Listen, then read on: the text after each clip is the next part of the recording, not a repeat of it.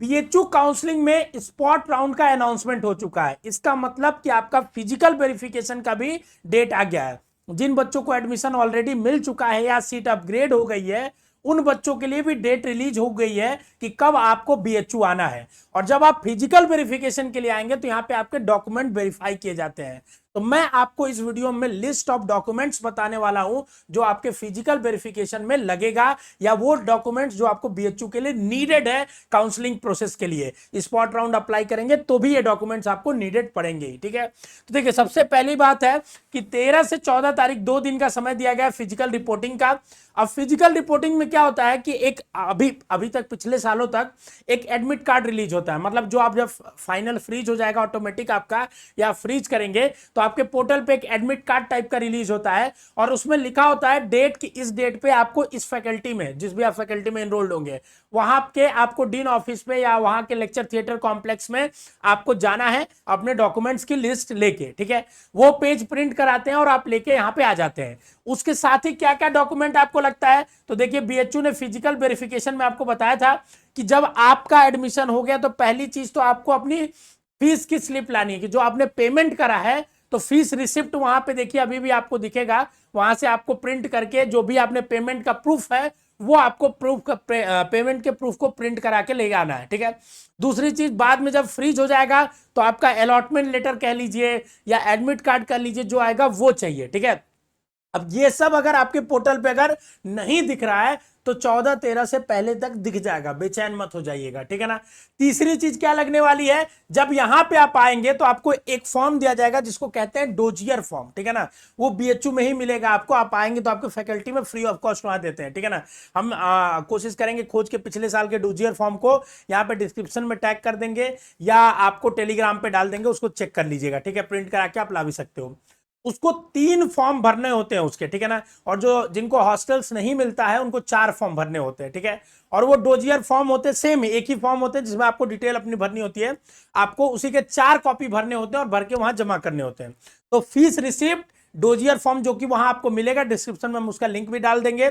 इसके साथ 2 चीज और जमा करनी होती है। एक होती है एंटी रैगिंग। एंटी रैगिंग क्या होता है कि ना मैं रैगिंग के किसी भी कार्य में संलिप्त होऊंगा, ना ही क्या बोलते हैं मैं किसी तरह से रैगिंग लूंगा या दूंगा। ठीक है ना, तो एंटी रैगिंग होता है। ठीक है, उसके बाद अंडरटेकिंग होता है। ठीक है ना, गार्जियन और स्टूडेंट्स दोनों का। ठीक है, आप गार्जियंस के साथ जरूर आइएगा। गार्जियन को अंदर अलाउ नहीं करते हॉल में, लेकिन गार्जियन को लेके आइएगा। ठीक है, ताकि उनको भी पता चले कि इतनी अच्छी यूनिवर्सिटी में आप पढ़ने आ रहे हैं। ठीक है, आएंगे आप जब बीएचयू फिजिकल वेरिफिकेशन के लिए, तो आपका विश्वनाथ मंदिर या वीटी जिसको कहते हैं, वहीं पे आपके सारे मतलब डॉक्यूमेंट जीरोक्स होंगे, आपको नाश्ता करने के लिए चीजें मिलेंगी। ठीक है, तो आपको वीटी आना होगा, और वीटी से मतलब कहीं भी आपका कॉमर्स हो, साइंस हो, आर्ट्स हो, कोई भी नीड होगा तो आपको वीटी आना होगा।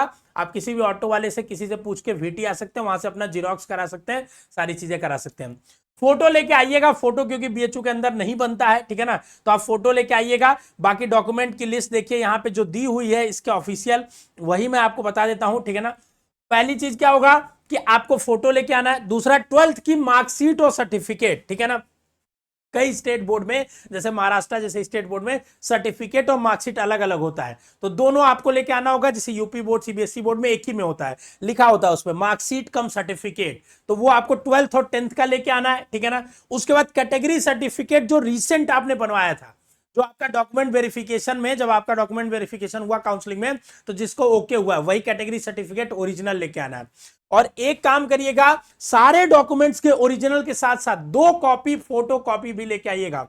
मतलब 2-2 उसके फोटो कॉपी करा लीजिएगा जो लेके आइएगा। तो ओरिजिनल और 2 फोटो कॉपी हर डॉक्यूमेंट्स के भी लेके आने होंगे आपको। ठीक है ना, उसके बाद आपको इसके बाद सीयूटी का रिजल्ट भी करा लीजिएगा। हालांकि नीड पड़ती नहीं है, लेकिन करा लेंगे तो आपके लिए फायदेमंद रहेगा। ठीक है ना, और कैटेगरी सर्टिफिकेट में अगर आपका कुछ स्पेशल कैटेगरी है, ईडब्ल्यूएस ओबीसी एससी एसटी के अलावा, जिसके बेसिस पे आपको एडमिशन मिला है, कोई स्पेशल रिजर्वेशन बीएचयू में है नहीं। ठीक है ना, सिर्फ स्पोर्ट्स कोटा का आपको मिलता है और आपको इंप्लॉय वार्ड का है, तो जिनको इंप्लॉय वार्ड होगा वो अपना इंप्लॉय वार्ड का सर्टिफिकेट लाएंगे।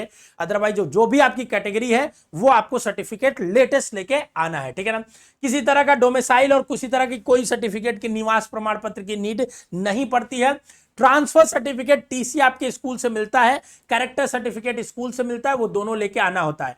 अगर वो दोनों आपके स्कूल से नहीं मिल रहा है तो आपको परेशान होने की समय जरूरत नहीं है। आपको 1 महीने का समय दिया जाता है बीएचयू के द्वारा, आप बाद में भी जमा कर सकते हैं। सबसे ज्यादा इंपॉर्टेंट डॉक्यूमेंट जो है वो 10th और 12th के, मेजरली 12th का रिजल्ट जो है वही सबसे ज्यादा इंपॉर्टेंट है, वो आप लेके जरूर आइएगा, ओरिजिनल लेके आइएगा और साथ साथ उसका फोटोकॉपी भी लेके आइएगा, ठीक है ना। तो 12th का रिजल्ट सबसे ज्यादा इंपॉर्टेंट होता है, जो फीस आपने पेमेंट किया वो सबसे ज्यादा इंपॉर्टेंट होता है। यही 2 डॉक्यूमेंट आपके लिए लेके आना होता है, साथ में 5-6 फोटोज भी अपनी ले लीजिएगा, तो आपके लिए काम की चीजें रहेंगी। बाकी जब आप आएंगे तो अलग अलग फैकल्टीज में, आर्ट्स साइंस की फैकल्टीज, कॉमर्स की फैकल्टीज में मैं और मेरे हम लोग की पूरी बेसिक शिक्षा की टीम वहां पे प्रेजेंट रहेगी आपको हेल्प करने के लिए। तो कौन कौन आ रहा है, कौन कौन हम लोगों से मिलने के लिए एक्साइटेड है, कमेंट बॉक्स में बताइएगा। बाकी हम लोग फिजिकल वेरिफिकेशन के दिन आपको वहां पे मिलेंगे सेंटर पे। All the best.